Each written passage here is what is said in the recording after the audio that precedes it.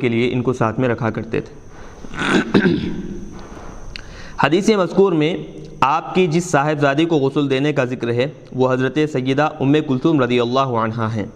یا سیدہ زینب رضی اللہ عنہا ہیں، اور دیگر مسائل۔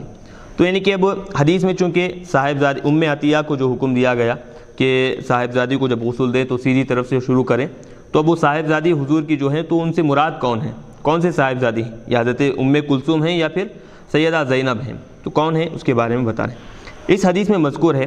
نبی صلی اللہ علیہ وسلم نے اپنی صاحبزادی کو غسل دینے کے متعلق ان سے فرمایا۔ آپ کی اس صاحبزادی کا نام ام کلثوم تھا، حضرت عثمان بن عفان رضی اللہ عنہ کی زوجہ تھیں، ان کو حضرت اسماء بنت عمیس اور حضرت صفیہ بنت عبد المطلب نے غسل دیا تھا، اور حضرت ام عطیہ بھی ان کو غسل دینے کے موقع پر موجود تھی، یعنی حضرت ام عطیہ بھی ان کو جب غسل دیا جا رہا تھا تو وہاں پر موجود تھی، اور انہوں نے غسل دینے کے متعلق رسول اللہ صلی اللہ علیہ وسلم کے ارشاد کو روایت کیا ہے۔ چلیے ایک اس میں جو بات ہے وہ بتا رہے ہیں کہ یہ حضرت کون تھی، حضرت ام کلثوم رضی اللہ عنہ، جو حضرت عثمان غنی رضی اللہ تعالیٰ عنہ کی نکاح میں تھیں۔ امام مسلم نے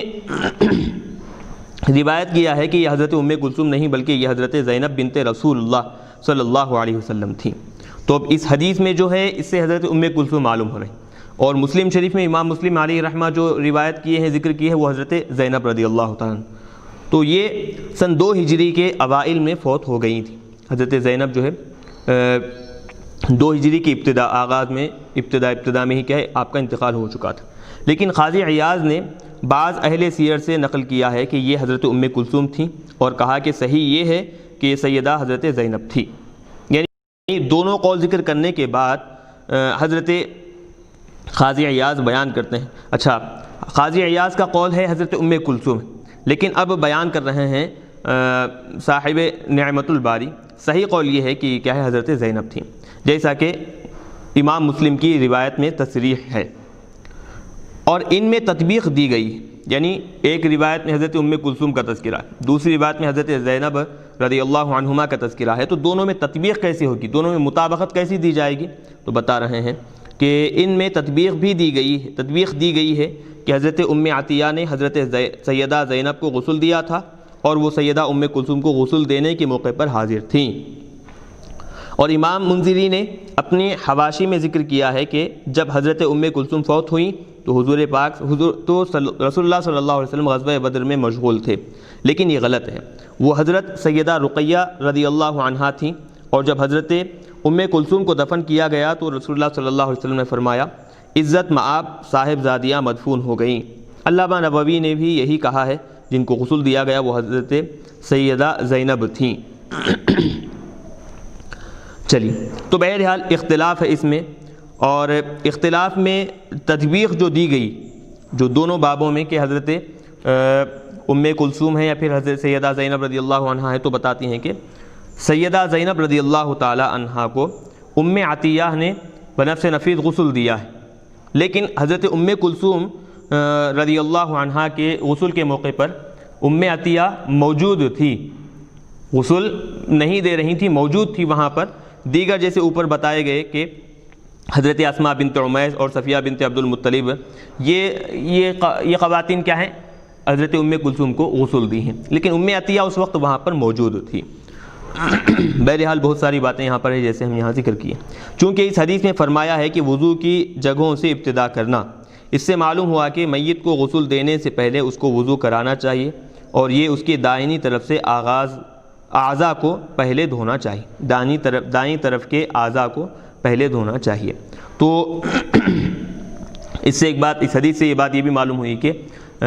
غسل کرنے سے پہلے وضو بھی کرنا چاہیے، اور غسل اگر دے رہے ہیں میت کو تو اس کے لیے بھی یہی حکم ہے کہ غسل دینے سے پہلے کیا ہے، وضو کرائیں۔ باب مذکور کی حدیث شرح صحیح مسلم جلد 2 صفحہ 757 پر مذکور ہے، وہاں اس کی شرح نہیں کی گئی ہے، یہاں پر تفصیل کے ساتھ اس کو بیان کیا گیا ہے۔ باب مذکور کی حدیث کا یعنی یہ جو ابھی باب ذکر کیا گیا ہے اس میں جو حدیث ہے وہی حدیث شرح صحیح مسلم جلد 2 757 صفحے پر بھی وہ حدیث ہے، لیکن وہاں اس میں شرح صحیح مسلم میں اس کی وضاحت نہیں کی گئی، یہاں پر اس کی تفصیل سے وضاحت ذکر کر دی گئی۔ آگے بتا رہے ہیں حدثنا حفص بن عمر قال حدثنا شعبة قال اخبرني اشعث بن سليم قال سمعت ابي عن مسروق عن عائشة رضي الله عنهم قالت كان النبي صلى الله عليه وسلم يعجبه التيمن في تنعله وترجله وطهوره وفي شأن كله۔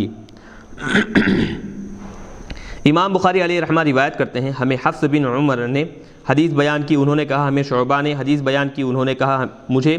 اشعث بن سلیم نے خبر دی، انہوں نے کہا میں نے اپنے والد سے سنا از مسروق از حضرت عائشہ صدیقہ رضی اللہ تعالیٰ عنہ، انہوں نے بیان کیا کہ نبی صلی اللہ علیہ وسلم کو ہر چیز میں دائیں طرف سے ابتدا کرنا پسند تھا، جوتی پہننے میں اور کنگھی کرنے میں اور وضو کرنے میں اور اپنے تمام کاموں میں۔ یعنی اس میں بیان کر رہے ہیں کہ آقا علیہ الصلوۃ والسلام کیا ہے بہت پسند فرماتے تھے کہ ہر کام کیا ہے سیدھی طرف سے اس کا آغاز ہو۔